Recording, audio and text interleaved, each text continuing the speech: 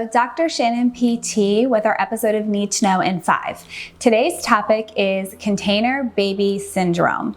So yes, a syndrome now. You've heard me talk time and time again about the concept of a baby being considered a container baby, but now it's actually considered a syndrome because it's just happening more and more and more. And I wanted to talk about it today to bring more awareness about this important topic and what we can do as parents, caregivers, medical professionals to help provide more education to individuals of how to avoid babies getting stuck in this container baby syndrome. The first thing is to define what it means to have a container baby and what that means. And basically it's any device that limits, holds, or hinders a baby's ability to freely move their whole body in any direction they want. So freely move. That's not just the arms get to move a little bit, the legs get to move a bit. It's about their whole body, their whole trunk and core, their pelvis being able to move forward, backward. It's about a baby being able to lean down and touch the ground if they want to and come back up. That's considered full body movement of it not being hindered or inhibited. So that's what it means to have a baby that is considered in a container. If you're putting them in any type of device that is blocking or preventing this free motion. The other thing that it's important to note is with these different containers, often baby gear is how we know it in the mainstream in this industry, is that because we use so much of it and the way that it's worked or the way that it's designed, it oftentimes can put additional stress on a child's joints, either more than what those joints can actually take in a developmental perspective, that the joints maybe aren't ready for it, and or because it's not a one size fits all, it may actually put stress on different areas of your baby's body that it's not supposed to. So that's another thing to keep in mind when using these different types of baby gear is how much stress is it putting on your child's body in these different points when they're utilizing the baby gear. Container baby syndrome, what does it affect? Well, most people are pretty aware that it does affect the motor system for the baby of their growth and development. So motor meaning their muscles, their neurological system, the coordination, the balance, those kinds of things are pretty routine when people think about motor. Their ability to sit, their ability to roll, stand, all of those things. But it also affects the emotional aspect of your child's development as well.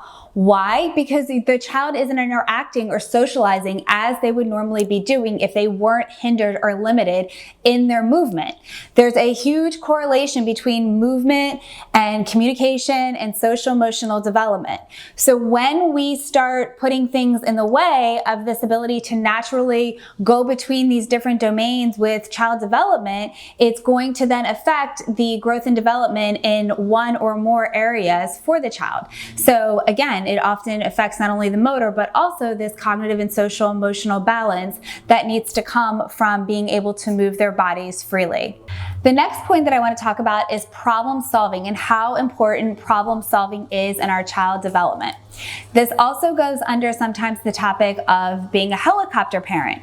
We need to let our children have the opportunity to fail. They are not able to get successful if they don't have the failures to learn what they need to do to problem solve and to make changes to be successful. And a really good example of this is regarding baby gear. A lot of the baby gear, especially when a child is starting to crawl or to roll or to walk, protects them from being able to fall. Falling is a protective mechanism to keep children safe. If they don't have the opportunity to practice these skills and develop them, then yes, when they do start going to walk and stuff like that, they don't have the ability to fall properly. They don't know to put out their hands or to drop to their knees to protect their head when they fall. They just do what's something called a plank fall, and they just fall to the ground and they may hit their head. And that's because they haven't had the opportunities to practice these problem-solving skills of allowing their whole body to move around and do what it needs to do to help keep them safe. The last thing I want to mention in regards to container baby syndrome is time. It adds up, and that's the most important thing for really people to understand about this. Yes, we all have baby gear in our house. I did it, everybody does it. But it's how we utilize the baby gear and the total time during the day that the baby is in it. So for example, You have to use a car seat. So that is a non-negotiable, right? There's some things that we have to use with our children to keep them safe.